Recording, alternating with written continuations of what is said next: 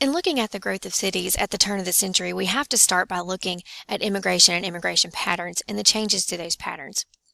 Old immigration refers to immigrants that came from countries like Great Britain and France, countries from Western Europe. These people from Western Europe are going to be very similar to Americans that are currently in the United States. This is going to really impact the way that they were treated here in the United States. This immigration is also going to refer to immigrants coming into the United States prior to 1890.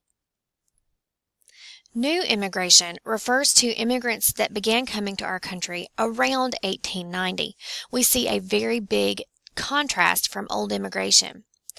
Mostly they were from Eastern Europe, which includes countries like Russia and Poland, along with Asian immigrations, countries like China and Japan, as well as Latino or Hispanic immigration. The difference when you look at these immigrants is that the further east you get in Europe, and obviously Asian and Latino immigrants are going to be very different, not only physically in the way that they look compared to many Americans, but also culturally are going to be very, very different from American culture or traditional American culture. So this really impacts the way that they were treated once they were here in the United States. Many Americans had a very hard time treating these immigrants the way that they treated their old immigrants or immigrants that came from those Western European countries. So that really makes a big difference when we're talking about the way the various groups of immigrants were treated. After a very difficult journey to get here, many immigrants could not afford, luxury passage across the Atlantic Ocean. So they had a very difficult weeks-long journey, often in freezing temperatures in not very good accommodations. Once they got here, those who were from mostly Europe came to Ellis Island in New York, which many of you have heard of. This is an immigrant processing station. What you see here in the top photograph shows you what it would have looked like as they were being processed, going through all of their paperwork.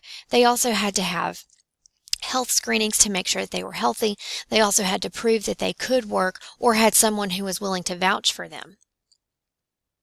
And most of Europeans came into and through Ellis Island.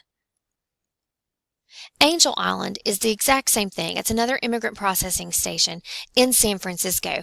This one's going to be mostly used for Asian and Latino immigrants.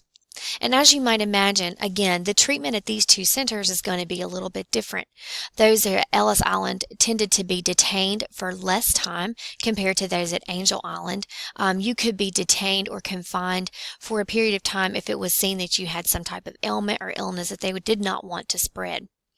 But what you saw was that in Angel Island, many of them were held for much longer, and many more of them were deported, whereas at Ellis Island they might have been held for a brief time, but eventually allowed to enter the United States.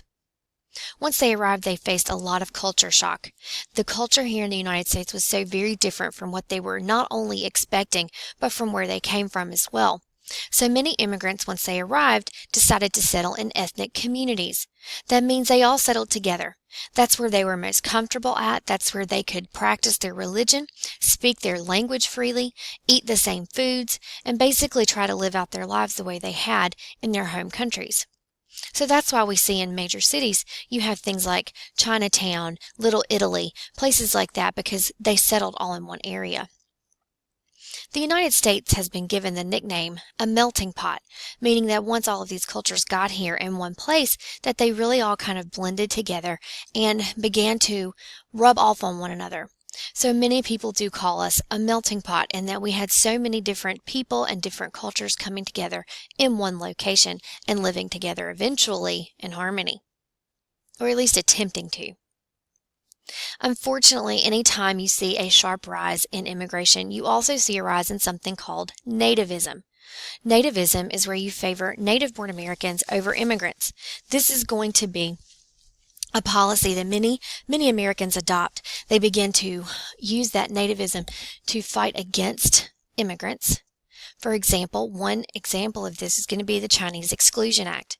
This limited Chinese immigration to only businessmen and students. We had a large influx of your regular laborers who worked on things like the Transcontinental Railroad. Many people saw immigrants like this as job competition and did not want them in the United States. So the Chinese Exclusion Act stayed on the books for many years, well into the 1900s, and again as an example of that nativist policy where we were attempting to keep those immigrants whose culture was so very different out of the United States. We see a tremendous rise in what we're going to call urbanization, or the growth of cities.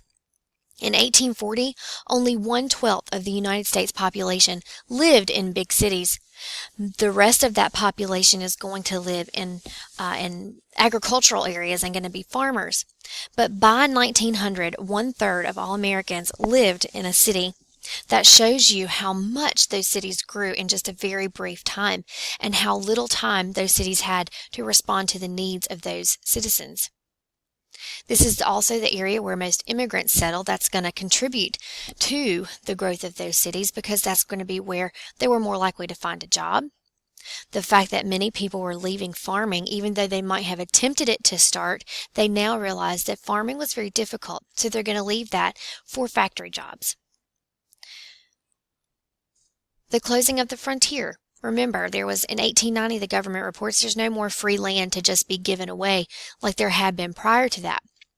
So along with the fact that there really was not as much of a need for those farmers because of that new technology, we're going to see them go to those cities for factory jobs. And that industrialization, the fact that more of those jobs are going to be in big factories compared to being in their own homes doing little skilled labor jobs. And also cultural opportunities. There was much more opportunity for them to interact with those of different cultures or their own culture as opposed to smaller communities. There were many problems, though, that many cities faced. Very poor housing. Again, because this housing had to be constructed in such a brief period of time, it's not going to be very good. Many immigrants and the poor lived in row houses, or what were many called tenements. Imagine tenements kind of like an apartment building where they shared these residences with many others. It was very poor conditions in the majority of time, with poorly lit, not very well ventilated, and just really cramped conditions. And we will continue to look at some of what they lived in. Transportation was another major issue because there were so many people, again, in such a small space. You had to get them from one place to another. And there really just was not the infrastructure or the organization to get all of that in place. And rising crime rates. Anytime you have a large group of people in one area, you will start to see crime rates rise because there's just more opportunity for that crime.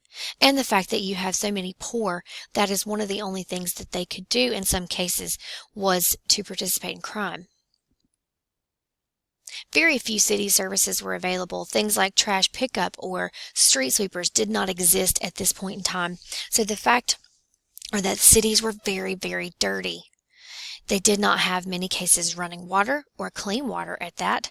They had no sanitation, like I already said, trash pickup, so everyone just threw their garbage in the street. When they mopped their floors, they threw it outside.